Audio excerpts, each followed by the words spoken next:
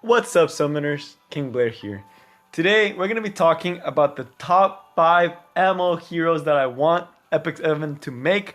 So that means heroes that currently do not have an ML form, and just what I wish Nugget would do based on some facts for the top ones that it's very likely that they will be coming in the future. So this is how I would like them to be. So yes, it's a little bit more of a fun video and a completely my opinion for who I want it to be and what I want them to do with it. But if you like the video, make sure to like, subscribe, and join the Discord. For the Discord, y'all, voting is still open. I will announce on Friday who will be the July and August full in-depth guide. Right now, it's looking like it's gonna be Assassin Kali and Surmia, so that's pretty spicy. I'm pretty happy with those choices. But yeah, without further ado, let's get right into the video. Okay, so MO heroes. So first, super fast history on MO heroes before I actually start talking about the ones I want. But basically, Moonlight heroes are typically either past forms, like you see alternate forms. So that means that this is from a different dimension, like something went wrong in their storyline and they either turned bad or good or something changed them. Like something made them be different. The other one is the past or future. So it's basically who they were before in the past or who they can be in the future, depending on what it is. And then of course you got the artificial ones and like some other random ones, but basically just things that could happen. And we do have the section for Acolyte, but right now there's only Spectre Tenebria. So ideally we want heroes that kind of follow these patterns.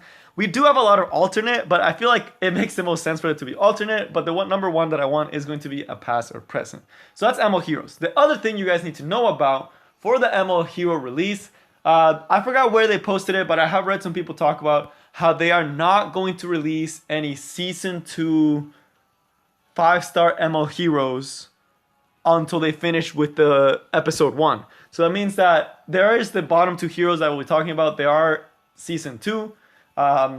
But they will get it in the future, in the very, very far future, probably like a year from now.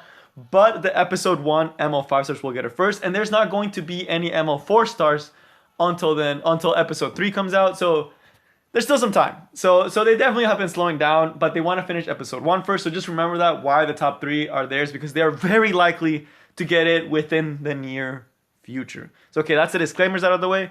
Some honorable mentions who I really wanted to make it to the list, but I really see them either being last on the ML list or just not making it, even though they're technically considered episode 1. And that is going to be Kayron, who you guys know I love, but I just don't see them making a Moonlight version of him. Like, it could be really cool, right? Like, they could make him either go for an alternate route, like maybe if he decided to be good and join Ross. Like, you know, that could be pretty cool and make him light. Or they could even gone with the dark version in the future where he becomes like the Shadow King or something like that, which again would also be pretty freaking amazing. But he already kind of like is evil, so unless they made him even more evil, similar to Celeste Mercedes, thematically it doesn't fit. I hate to say that, but I just feel like he won't get it because he's an acolyte. He was such a big part, and he already is kind of a bad person. So unless they make him good, I don't know. I just don't see him getting an ML. If they give him an ML, that would be nuts. I'd be super hype about it, but I just don't see them doing that. The other honorable mention is going to be another season 1 hero, and that is Bellona, because if she was to get an ML form, and it could be like young Bellona, or like it could be a Bellona who never left with Cess, so it could be like a Cage Bellona who never met Phantom CIC. But Seaside Bellona is already out. And it's kind of like, okay, you have Bellona, you have Seaside, and now you add on an Ammo Bellona. They're not going to want to do that. They're definitely going to want to wait until they release more Bellona-esque units. So when they release more Seaside Bellona's type units, you know, with the event, they're probably going to do that anytime soon because that was the main point of the event. So I don't see them getting it. So that's why they didn't make it on the top 5, although I would really, really want them to be. But all right, let's get onto that wish list. So first is going to be one for season 2, which means she's not going to be out for a very long time.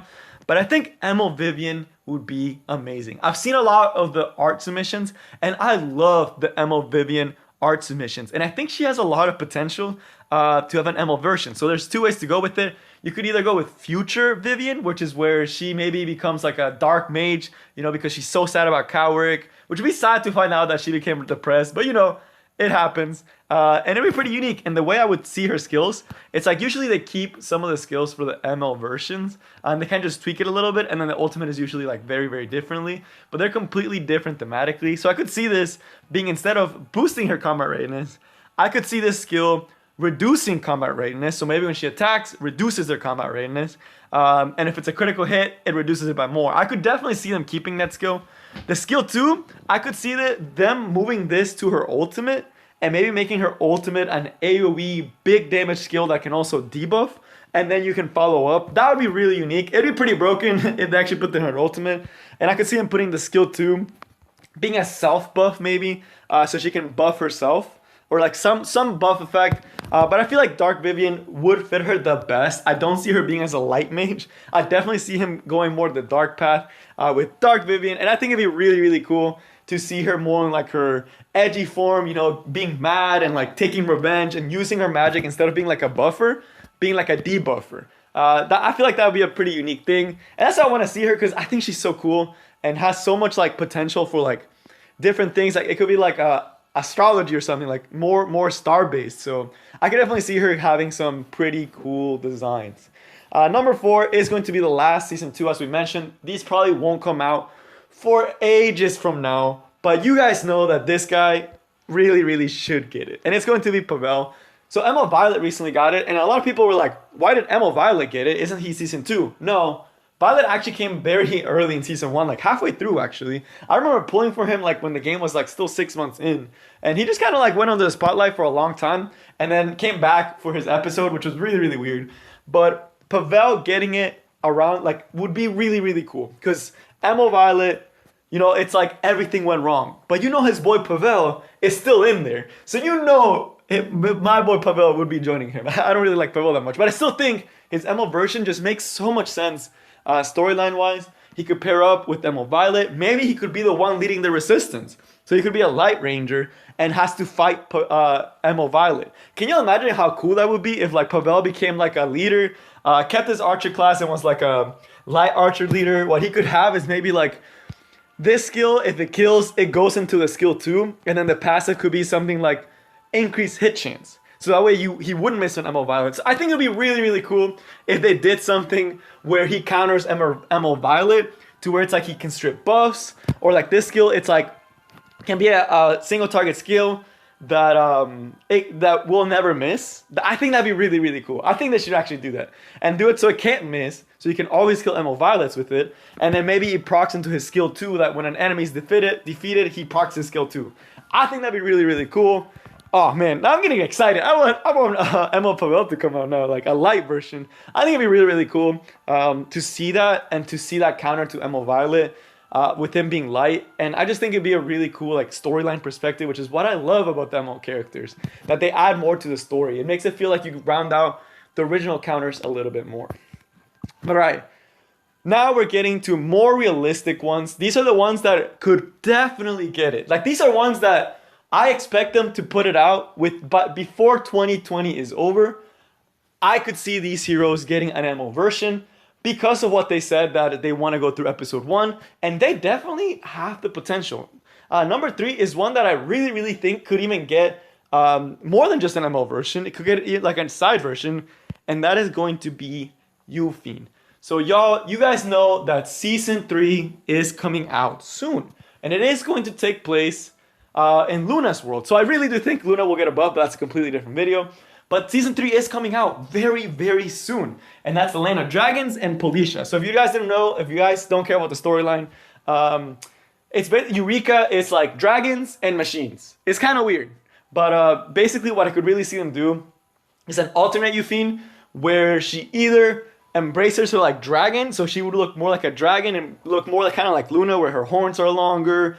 Maybe she has the dark element, or the other one could be like the machine aspect, like maybe she got taken by Policia or joined Policia to try to fight against Luna, and could get that light version and be like a light machine.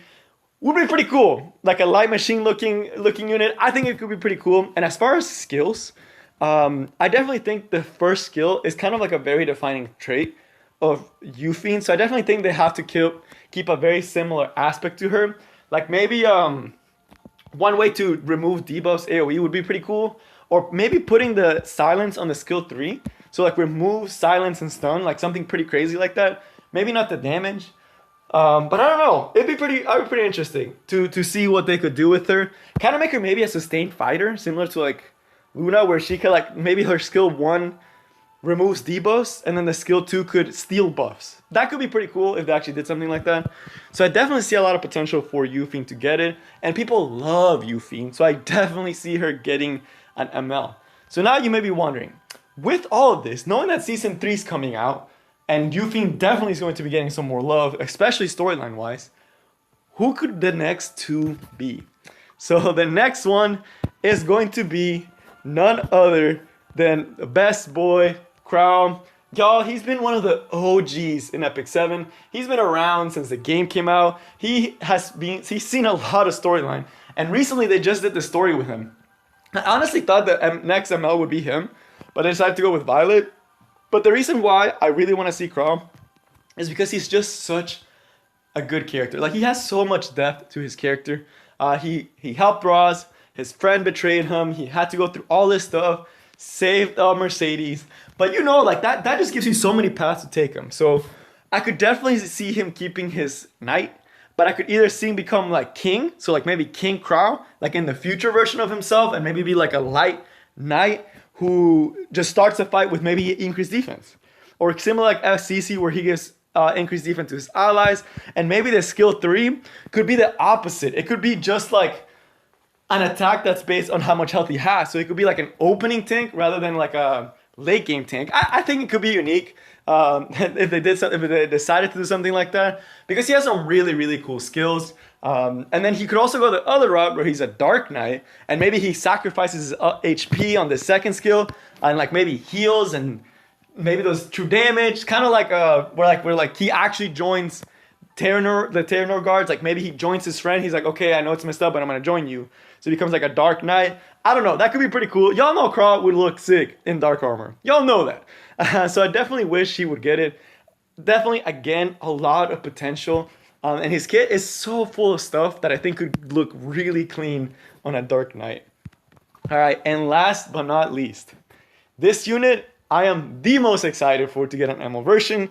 And I already know if you ever did, oh man, you guys know that I would be wailing for it. You know I would be wailing for that form. And that is going to be Charles. Y'all, Charles, he was end of Season 1. But it's the ML version everybody wants to see is ML Charles. People have been talking about ML Charles ever since they found out that like more units would be getting ML versions. Like with the Guild Wars system, everyone was like, ML Charles win, ML Charles win. And y'all, I think the best ML version of him would probably be young Charles. I think that would be the best ML version of him. Can you imagine a young Charles? Oh, it'd be sick. You can't tell me it wouldn't be sick. Like, you guys hear so much about his story, how he was like basically balling, winning wars like it was nothing. Can you imagine that, seeing that in a character? He would 100% be a light knight. If he's not a light knight, I'm gonna be so disappointed in Smilegate, because I just feel like they would have done my boy Charles dirty. The only way I could see him becoming a Dark Knight would be kind of like, or a Dark Warrior. He could definitely get the Warrior class with young Charles. I think honestly, the Warrior class would be pretty cool. But the only way I could see him getting the Dark version is if like something happened to Aether. Like maybe Aether was like killed, and then Charles became like Dictator Charles, because he got super mad. And I was like, alright, time to clean shop. So that one I could see the Dark version, but I really want them to do a young Charles light version. Y'all, that would be so sick. And I think he should be a warrior, because I think, like, you know, maybe he became a knight because he got a little bit heavier.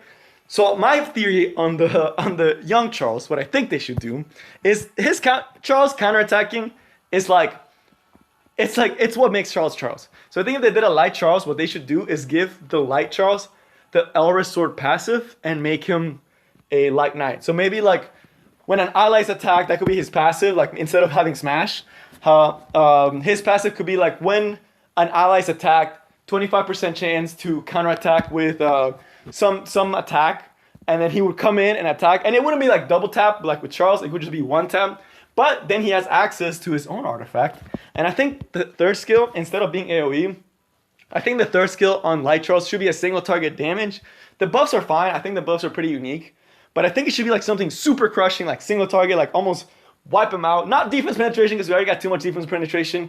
But maybe something like strips buffs or steals buffs maybe. Oh, that'd be pretty cool. Like steals buffs and then like and then converts them into negative buffs. That'd be pretty cool. I feel like that'd be really unique. It'd be so cool. It'd be so sick if they actually did something like that. And then the skill 1 could honestly stay the same. But, oh, man, he'd be so sick. I think Emerald Charles is the one I'm the most looking forward to. And he could definitely get it. He's so close to getting it. Because episode 1 has to finish. He's considered episode 1. And he is a freaking pimp. So, I know that's all I got for you guys today. I know this video was a little bit on the weirder side. Let me know in the comments what unit you want to see get an MO form. Whether it's 4-star or 5-star. Yes, I know the video says 5-star. But regardless, what unit do you want to see get the MO? And what are your thoughts on how they should look? And that is all I got for you guys today. I will see you all next time. Peace.